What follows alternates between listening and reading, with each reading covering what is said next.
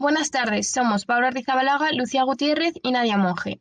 La investigación que hemos desarrollado trata sobre la eficacia de las medidas de inclusión para niños con necesidades educativas especiales. Esta investigación es evaluativa, con carácter descriptivo. La podríamos clasificar como cualitativa, pero la realidad es que es una investigación mixta. Para determinar lo que queremos conseguir con esta investigación, hemos marcado objetivos tanto específicos como generales. Algunos de ellos son: conocer la eficacia que tienen las medidas de adaptación de niños con necesidades educativas especiales en el aula, observar en distintos centros si existen adaptaciones y cuáles son, interpretar qué medidas no son útiles con respecto al objetivo marcado y describir posibles propuestas de cambios y mejoras sobre las medidas ya existentes. Tras consultar algunos documentos, como la LOMCE y decretos específicos de la Comunidad de Madrid, hemos observado que la normativa para tratar casos de niños con necesidades educativas especiales está bien planteada de manera general, pero no contempla los casos particulares. La muestra que hemos seleccionado es una muestra intencional homogénea. Esta está formada por docentes y miembros de la comunidad educativa que desempeñan su profesión en diferentes distritos de la Comunidad de Madrid.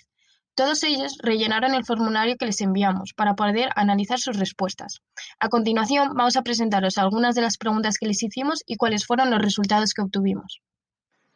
A la pregunta de si tienen los docentes alguna formación en necesidades educativas especiales, podemos observar que la mitad de los encuestados sí, pero la otra mitad no ha recibido ninguna formación específica.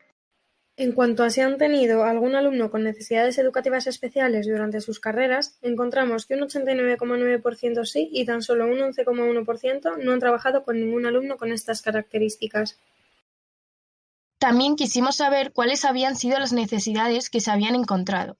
Las respuestas que obtuvimos fueron hiperactividad, autismo, Asperger, trastorno de déficit de atención y trastorno de déficit de atención con hiperactividad, trastorno específico del lenguaje, retraso madurativo, problemas visuales, auditivos y motores. Y por último, altas capacidades.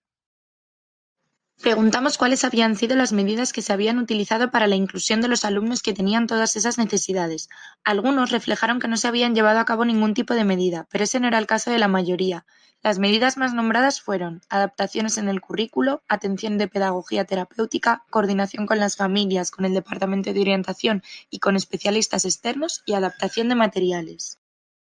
En cuanto a esto, necesitábamos saber su opinión sobre si las medidas utilizadas habían sido eficaces para lograr la adaptación de cada alumno. Un 60% nos dijo que sí, un 30% que no y un 10% nos hizo saber que no en todos los casos habían resultado lo suficientemente eficaces. Por último, les preguntamos si consideraban que se llevan a cabo las suficientes medidas en los centros educativos para alcanzar la adaptación de estos niños en las aulas. La mayoría, concretamente un 80%, creen que son necesarias más medidas. Del 20% restante, un 10% considera que se llevan a cabo las suficientes medidas y el otro 10% concluye que en los colegios ordinarios se hace más de lo que se puede.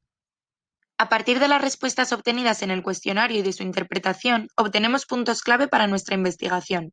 La mayoría de los sujetos afirman que hay una eficacia en las medidas actuales, pero aseguran que no son suficientes y que no engloban todos los aspectos necesarios para alcanzar una inclusión total de los alumnos con necesidades educativas especiales. La realidad es que en la gran mayoría de casos los docentes no se sienten satisfechos con las medidas que se han tomado para abordar cada necesidad educativa. Además, se hace referencia a la importancia y necesidad de aumentar tanto el personal experto como los conocimientos de la comunidad educativa en este ámbito.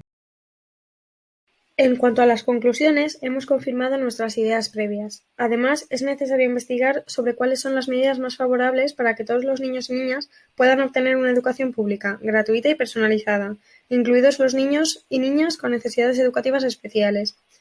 Llegamos a la conclusión de la necesidad de proporcionar una adaptación a cada alumno, elaborar medidas concretas y estrictamente personalizadas, ya que en muchos casos no proporcionan una inclusión completa.